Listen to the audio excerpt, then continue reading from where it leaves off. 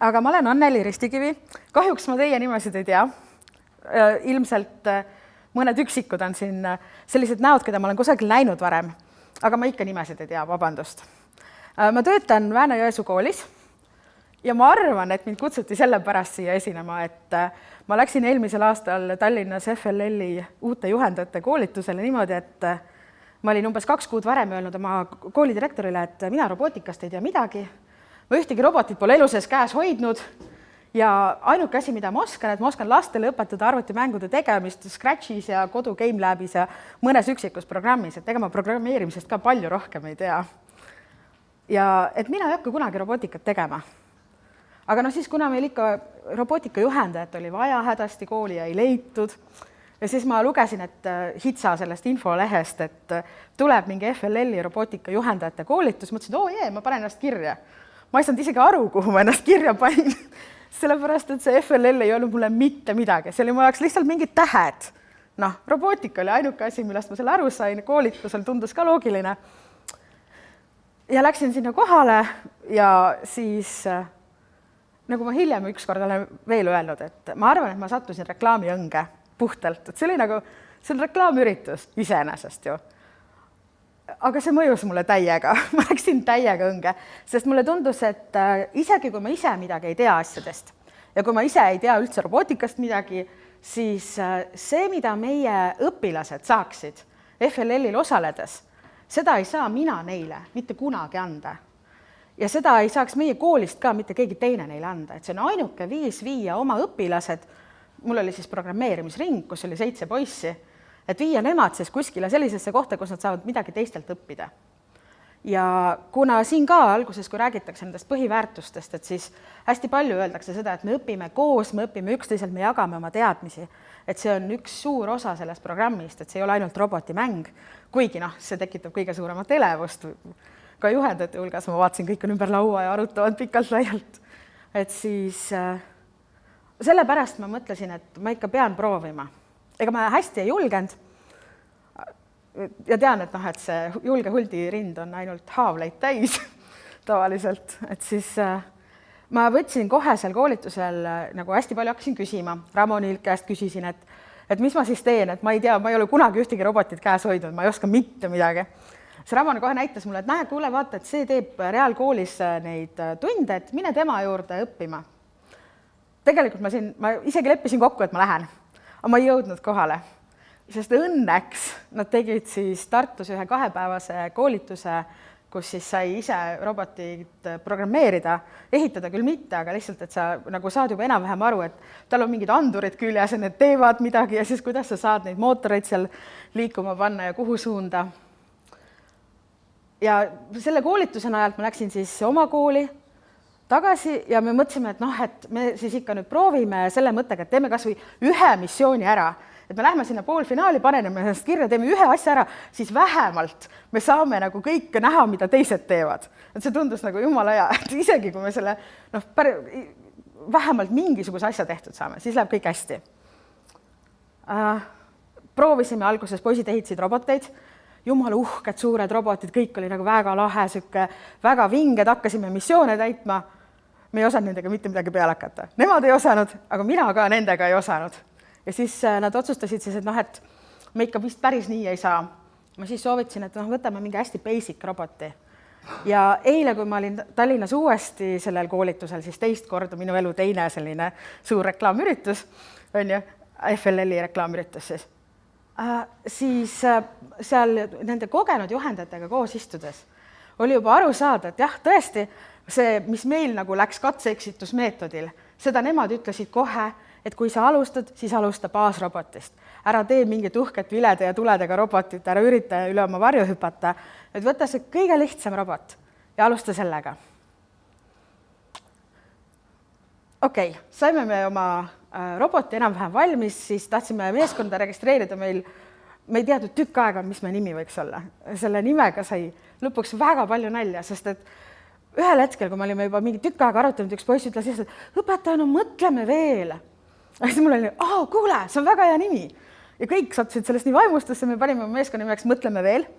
Ja meid sai kogu aeg ainult norida selle pärast, sest igal pool oli, noh, mis te mõtlete, tehke juba midagi. Kaua te mõtlete või mis te veel mõtlete? Mõtleme veel.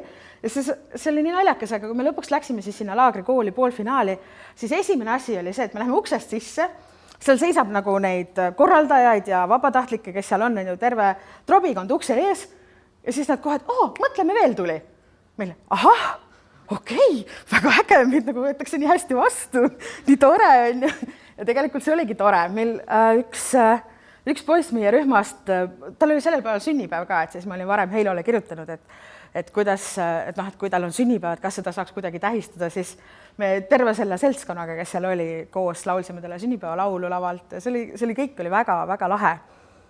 Aga ega me tegelikult sattusime ikkagi olukorda, kus me saime aru, et me ei tea mitte millestki mitte midagi, sest et me ei teadnud selliseid nagu praktilisi asju, mis seal nagu ette tuli. Me ei osanud neid ette kujutada. Me ei teadnud, et on mingi rongkäik, kus sul on vaja mingid plakatit, et sul on oma laud, kus sa saad oma asjad kõik lahti panna. Meil polnud isegi arvutit kaasas. Nagu me olime täiesti udud. Aga kõik läks ikkagi suhteliselt kenasti, sest me olime projekti ette valmistanud koolidirektori abiga, mõtted olid olemas. Esitlemise peale meil küll kulus umbes viimased 2 päeva enne poolfinaali algust oli see, kus me reaalselt harjutasime seda esitlust, aga see oli kõik kogemata kombel, täiesti kogemata, juhuslikult. Ma ütlesin poistele, et pange igaks juhuks koolivormid selga, et äkki on palju rahvast, ma ei leia teid üles muidu. Siis pärast öeldi ka, et et kõik on ilusti ühesuguses vormis.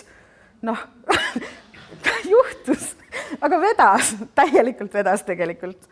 Ja siis selle robotimänguga ka selgus, et on 3 vooru, et ei peagi kohe ühe korraga välja tulema.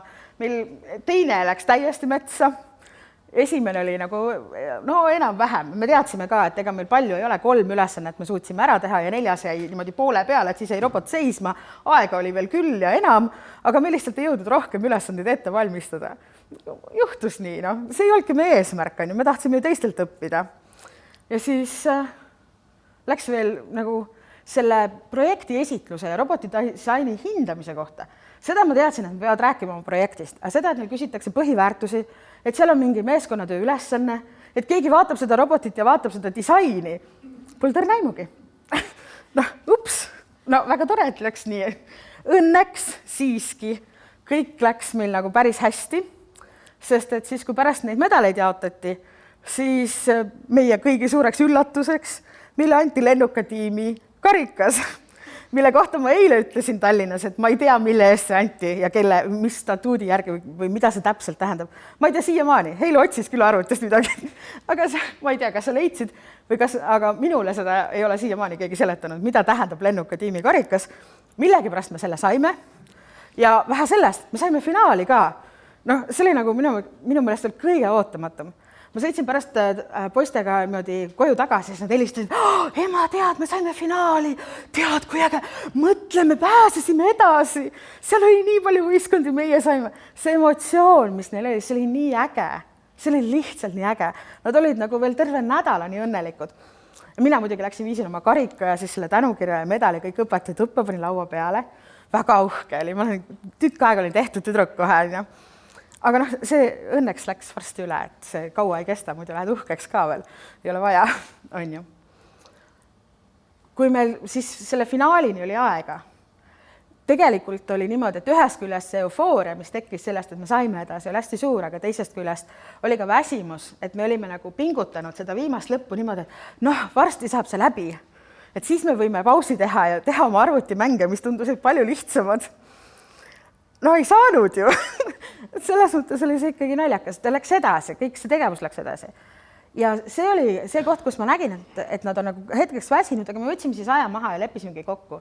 Et nüüd me mõnda aega ei tegele ja siis vaatame uuesti natukese aja pärast. Et seal oli 1 nädal, kus meil üldse ei olnud seda ringitundi kohe pärast poolfinaali ja siis järgmine nädal siis me ei teinud veel robotikat. Nii et tegelikult, kui me finaali tulime, siis me ei olnud nagu oluliselt palju rohkem ette valmistanud, kuigi me olime jõudnud oma 4. ülesande siis programmeerimisega lõpuni. Ja selle me saime siis finaalis ära ka tehtud lõpuks. Meie maksimumtulemus oli 86 punkti, aga poolfinaalis oli 46. Nii et siis me olime nagu ise väga õnnelikud, et me oleme ikka oma seda tulemust kõvasti parandanud. Aga selles päris finaalis see oli raske. See kisa ja melu ja kõva muusika, kõik niimoodi, siis minu sellistele maapoistele, kes on väikesest koolist, kus on 120 last ja kunagi ei ole niisugust lärmi, oli see tegelikult natuke ehmatav, et nad esimese 2 tunniga olid täiesti laibad, täiesti väsinud. Ja siis, kui ma hakkasin vaatama, siis mingil hetkel poole päeva pealt, et kuidas neil läks robotimäng, et palju punkte sai sealt Sports for the Mind lehelt, ma nägin kohe, et ahah, et nii palju on punkte. Siis ma avastasin, et oi, et sinna eelmise selle poolfinaali turniiri juurde on tekkinud veel mingisugused kommentaarid.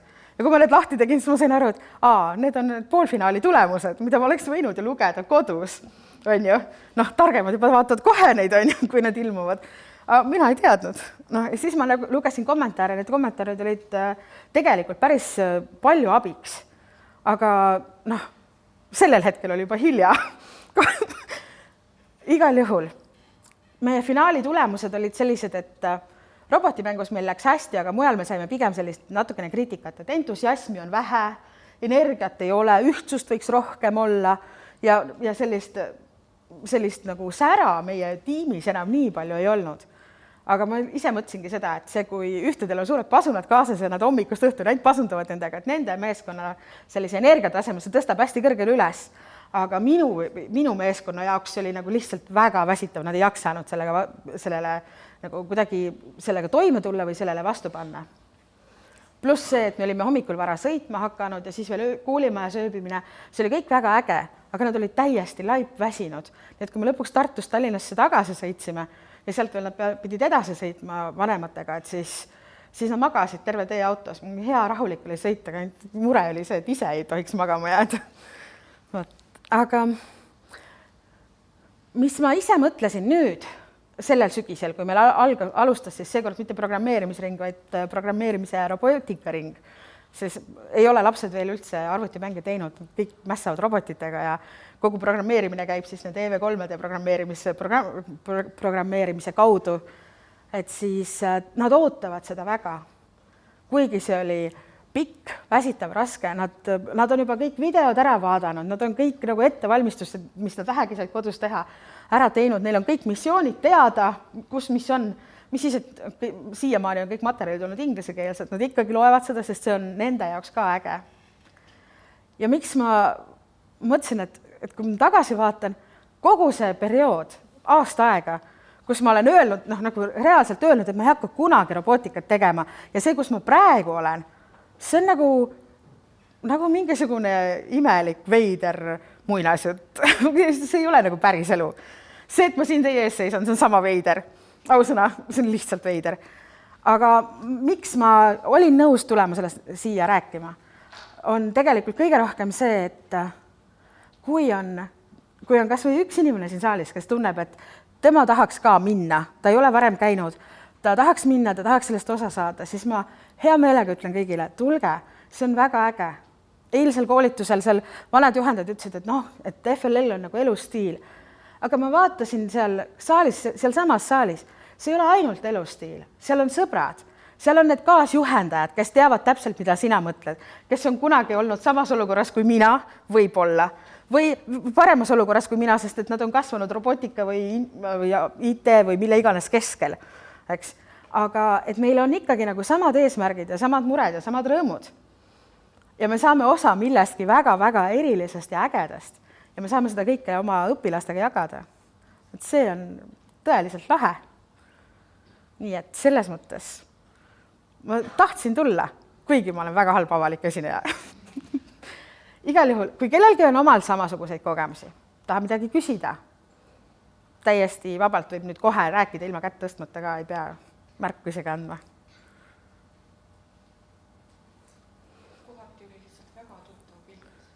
Väga tuttav on ja. Mulle eile ütlesid osad inimesed sama, et ma tean täpselt, mul oli samamoodi. Isegi veel, kui ma hakkasin ära minema. Siis üks naine ütles, et tead, sa rääkisid täpselt nagu minust. Ahah, vaata kui tore. Selles mõttes oli küll, et mul oli abilisi, tõesti. Ma küsisin palju, alati kui mul oli mingi mure, siis ma küsisin. Kui mul oli puudu see, et ma ei saanud aru, et kust ma pidin teadma, et meil on seda plakatit vaja. Või kust ma pidin teadma näiteks seda, et siis kui me läheme sinna finaali, siis kõigil on boksid antud ja ma pean seda boksi kaunistama. Meil ei olnud mingit kaunistusi. me ei teadnud seda ju. Noh, siis alati mulle Ramon vastas, et noh, mis siis, et sa ei teadnud, nüüd sa ju tead. Ja õnneks me lähenesime loovalt, selles mõttes, et meil oli kastitäis Lego juppe oli kaasas, noh, igaks juhuks neid varujuppe. Me panime need kõik nätsuga seina peale ja kaunistasime nendega oma boksi ära. Nii et noh, me saime hästi hakkama, on ju. Noh, kuigi neid boksi ka hinnati pärast, mingid kohtunikud käisid seal. Siis kõik kohtunikud, kes olid seal robotidisainis laudade ääres, nad olid lastele hästi toeks, nad olid hästi positiivsed, suhtusid hästi positiivselt, nad õpetasid. Meil oli finaalis niimoodi, et robotil üks andur oli veits viltu ja logises ja me ei saanud teda kuidagi paika, sest ta ei mahtunud hästi sinna vahesse ära, kus ta pidi olema. Ja siis kohtunik ütles kohe, et minge nende grupi juurde, et nendel on väga hea robot, neil on väga hästi ehitatud robot, et minge nende juurde, nad kohe aitavad teid. No me siis läksime, nendel oli parasjagu mingi kastitäis oma robotiga, aga panid selle kõrvale, et oota näita, ma vaatan ja siis õpetasid neid väiksemaid, et kuidas siis see robot saada niimoodi paika, et ta ei logiseks. Et selles mõttes kõik on olnud nagu hästi sõbralik, tore ja igavesti vinge. Nii et ma see aasta kindlasti siis kavatsen jälle oma rühmaga tulla FLL-ile. Mis siis, et ma ikka veel robotikast tean väga vähe. Aga natuke rohkem kui aasta tagasi. Veidi rohkem. Kui on uued koolitused ja asjad, siis ma hea meelega osalen. Täna ma tean veel rohkem kui eile. Luban. Seda enam, et Rasmus õpetas mulle ühe triki veel selgeks vahepeal.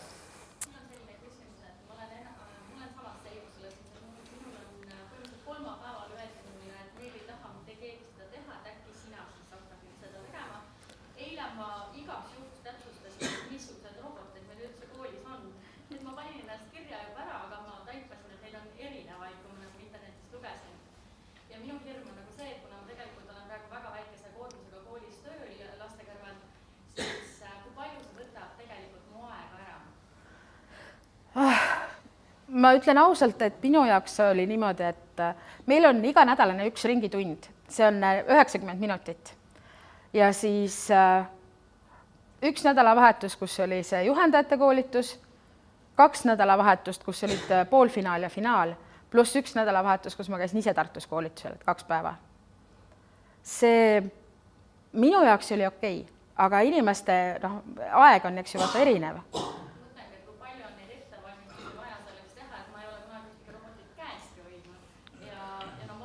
Nii armas. Ma olen õppinud matemaatika teaduskonnas, et ma olen mingil määral programmeerimisega kokku puutunud, aga mitte sellisel kujul, et kui palju see võtab seda ülejäänud aega ära, et ma kas... Tead,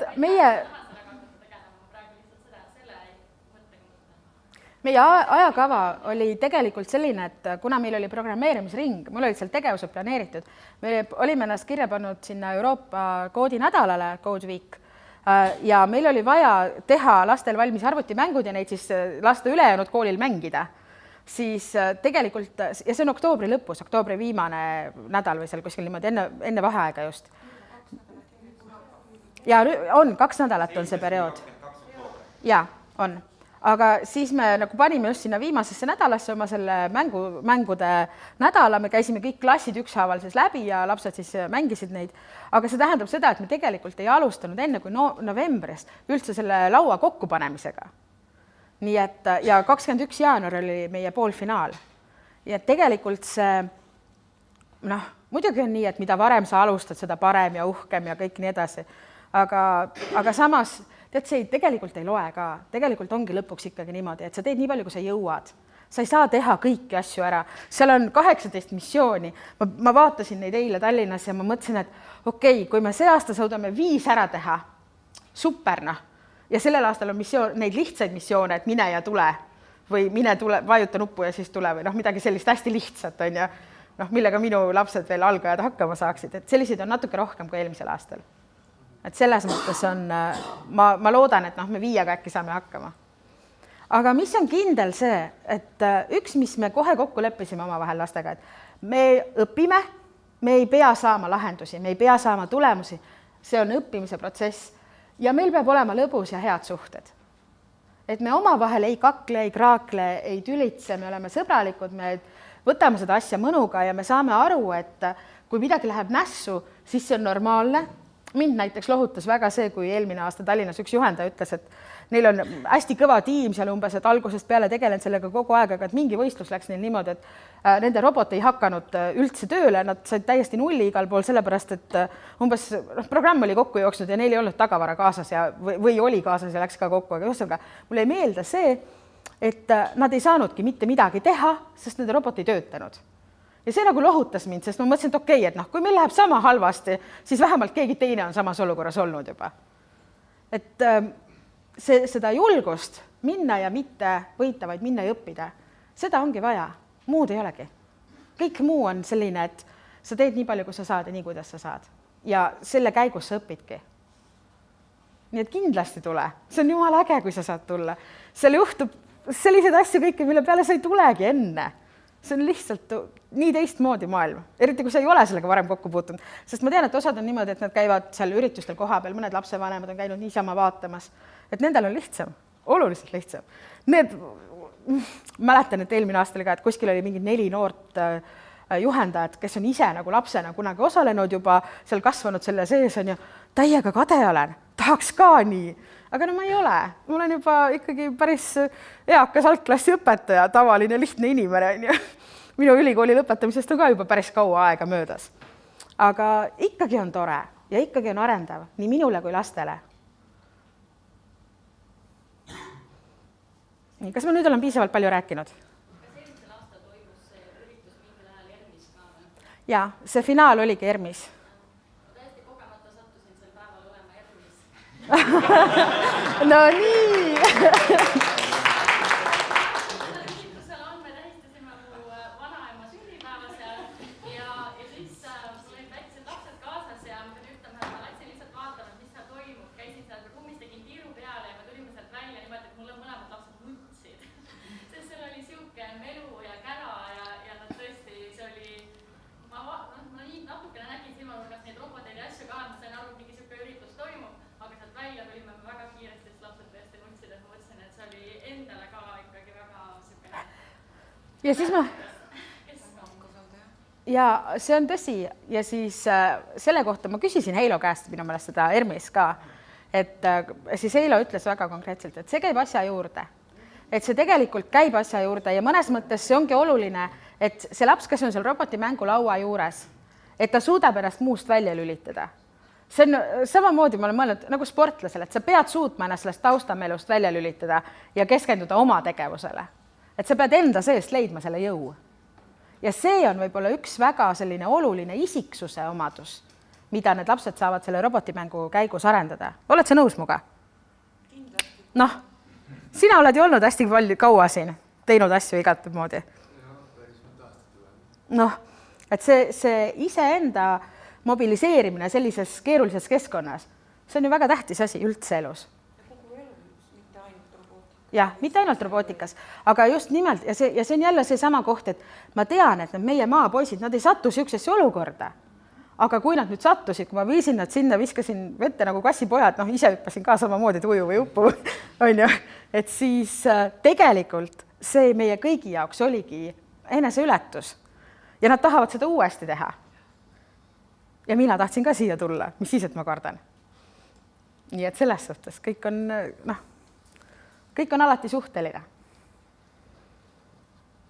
See tegelikult õpetabki lapsi toime tulema sellega, mida nad tavapärases keskkonnas ei tee. Just see melu ja kõik. See finaalis oli tõesti, et ma mõtlesin, et see pasunad võiksid olla, kui hinge õhuga käiks, aga kui suru õhuga lastakse sul salaja laua alt, nii et sa hüppad pool meetrit, see oli nagu küsitav. Aga see melu, tegelikult see õpetab ju lapsi toime tulema tõesti sellega, milleks ei ole arvinud klassitunnis või ringis, eks ju, sa oled vaikselt nohised oma ette, teed selle mudeliga. Aga nüüd siis, kui terve laua ümber kõik karjuvad, tegelikult 6 meeskonda võistlevad, kõik ergutavad, et see juhtub ikka, jääb midagi panemata või mingi asi sisse kuskile või peale. Jaa, aga see ongi osa sellest. See ongi just nagu äge ka selles mõttes, et noh, nii nagu on, et hinnatakse ju erinevaid asju ja tegelikult igaüks, kes jõuab sinna võistlusele, on juba võitja, sest et ta on teinud selles protsessis kaasa. Ta on midagi igal juhul sellest protsessist õppinud nii oma kodus kui siin selles finaalis või poolfinaalis või mis iganes muul võistlusel. Et selles mõttes see ongi ju, noh, see ongi asja üks võlu. Et ja kõik ei peagi alati minema nagu perfektselt. Täiuslikku maailma, ma ei tea, ma ei ole näinud kusagil. Ja. Võistluste käigus areneb. Kuidas sa tuled oma ühe missiooniga ja kolmandaks vooruks saad ära 4 või 5. Nad õpivad nende peal, kes oskavad ja teevad seal koha peal oma nende harjutuslaudade peal nii palju juurde. Nõus. Ja hakkavad küsima ka üksteiselt. Kuigi siis, kui nad lähevad sinna hindamisruumi ja küsitakse, et kas te teiste meeskonnadega olete suhelnud, siis nad ütlevad ikka ei ole. Ei, mis siis, et nad on juba vahepeal kõigi inimestega jõudnud juttu rääkida ja arutada, et miks kellegi robot teistsugune on. Aga noh, see selleks, ega siis see on ka üks asi, mida ma mõtlesin kohe, et ma muidu kipun olema nagu, kui ma ise nagu vastutan asjadest, siis üsna kontrollifriik, noh, näiteks oma klassiruumis, et siis ma tean täpselt, kus mis toimub. Et siis ma hoidsin hästi kaugele ennast sellest hindamisruumist. Mõtlesin, ma ei lähe sorkima, ma usaldan neid, et nad annavad endast parima. Midagi muud nad teha ei saa. Kui need ütlesid, et ei, me ei suhtle, pandi kirja, et suhelge teistega, noh, sel hetkel oligi see nende parim, mis nad suutsid öelda. Pluss teine asi, et mõnes mõttes mulle meeldis see, et ma ei teadnud kõike ette. Sest et ma saan aru, et kui ma oleksin täpselt teadnud, kui ma oleksin lugenud need kommentaarid, kohtunike kommentaarid varem läbi näiteks, ma oleks hakanud neid õpetama nagu ette ära, et vaadake, seal vaadatakse seda ja seal vaadatakse seda ja siis ma oleksin pannud neile veel suurema pinge peale. Et mõnes mõttes minu õpilastel vedas, et ma ei lugenud seda, sest ma ei nõudnud neilt siis rohkem, kui nad olid valmis tegema. Siis loovamalt tuligi välja. Kuidas? Loovamalt tuli loomulikumalt. Ja, siis tuligi asi loomulikumalt ja loovamalt välja täpselt.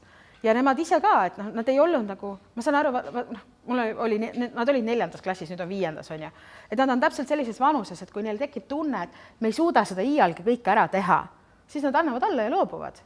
Aga seda ma ju ei tahtnud. Ja selles mõttes ma arvan, et ma nüüd see aasta püüan ennast ka hästi tagasi hoida, et ma ei juhendaks üle ka nende organisatoorsete pooltega, et noh, et teeme nüüd selle sinna ja teeme selle sinna, et ma tahan, et kõik, mis me seal teeme, need esitlused ja asjad, need tuleksid ikkagi laste enda seest, mitte minult. Et selles mõttes see on mulle küll oluline. Muidugi see võib täitsa laste pisaraid ka tulla, aga just tulebki siis jälle rääkida seda, et ega me ei ole siia tulnud, ei tea, mida saama.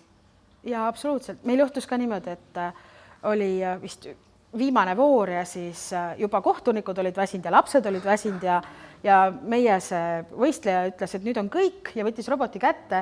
Kohtunik parasjagu vaatas mujale ja ei kuulnud seda.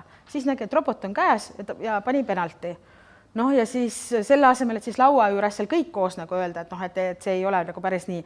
Siis see võistleja tuli ära, teine hakkas kohtunikuga vaidlema ja siis see tuli nuttes lihtsalt ära. Noh, ka siis õnneks ma rääkisin Ramoniga ja Ramon aitas. Selles mõttes ikka veel, kõik, kes on kogenud, need asjaosalised, nad on alati positiivselt meelestatud ja selles mõttes see on väga lahe. Oli pisaraid küll. Aga oli rõõm, oli rohkem. Ja seda emotsiooni, seda ikkagi uhkust tunnet, et me saime edasi, et me oleme ikka piisavalt tublid ja seda oli ka hästi palju. Nii et igal juhul, kui on veel kahtlusi, siis kunagi nagu, ma ei tea, kunagi ei juhtu midagi sellest, kui sa ei proovi. Aga kui sa proovid, siis võib juhtuda midagi väga imelist, nagu minul juhtus. Et selles mõttes võib-olla võiks selle peale mõelda. Rohkem küsimusi, mõtteid.